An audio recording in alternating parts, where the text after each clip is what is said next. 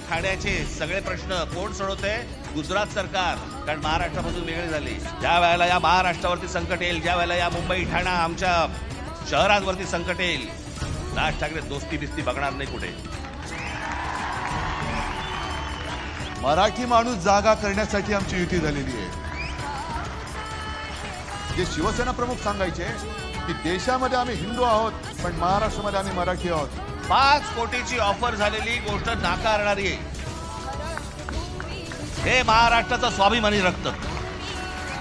आम्ही असे अनेक विजय सुद्धा मिरवलेले आहेत, पराभव पचवलेले आहेत. आजोबा जेव्हा लढत होते तेव्हा तर ते निवडणुका लढतच नव्हते. शिवसेना प्रमुखांनी कधी निवडणूक नाही लढवली. आमची तळमळ आहे ही तुमच्यासाठी. ही कोणती महाराष्ट्रातील निवडणूक आहे? अहो, इतकी वर्ष ह्या निवडणुका आम्ही बघतोय, अशी निवडणूक नाही पाहिली. एका लहान मुलीच्या बलात्काराच्या प्रकरणामध्ये सह आरोपी असलेल्या माणसाला स्वीकृत नगरसेवक पद देण्याची यांची हिंमत कशी होते?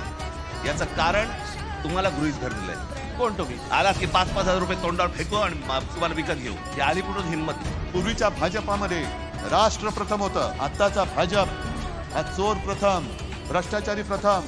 किंबहुना मी असं म्हणेन की भाजप आणि प्रशासन याचा काही मात्र संबंध नाही. अनेक जण मला म्हणतात की नाही ते दरवेळेला तुम्ही घाबरवता, असं होणार. मी म्हणतात मी दरवेळेला तेव्हापासून नाही बोलत आहे. मला आता कळतंय उंबरठ्यावरती संकट येऊन उभं आहे. कोणत्याही क्षणी तुमच्या दरवाज्यावरती टकटक होईल. आज जर गाफील राहिलात कायमचे फसाल. कारण केंद्र हातामध्ये, राज्य हातामध्ये, उद्या या महानगरपालिका पण हातामध्ये गेल्या त्यांच्या, तर काय विचारच नको. कोणाकडे जाणार तुम्ही? आमचा विरोध दुसऱ्या भाषिकाने किंवा भाषेला नाहीये, पण आमच्यावरती जो दादागिरी करतोय, आमच्या घरात घुसून त्याला त्याच भाषेत उत्तर नाही दिलं तर कशाला छत्रपतींचं नाव घ्यायचं? प्रत्येक भाषेचा प्रांत आहे आणि त्या प्रांतामध्ये त्या भाषेचा मान हा राखला गेलाच पाहिजे. मुंबई आणि ठाण्याचा सुद्धा महापौर मराठी होईल.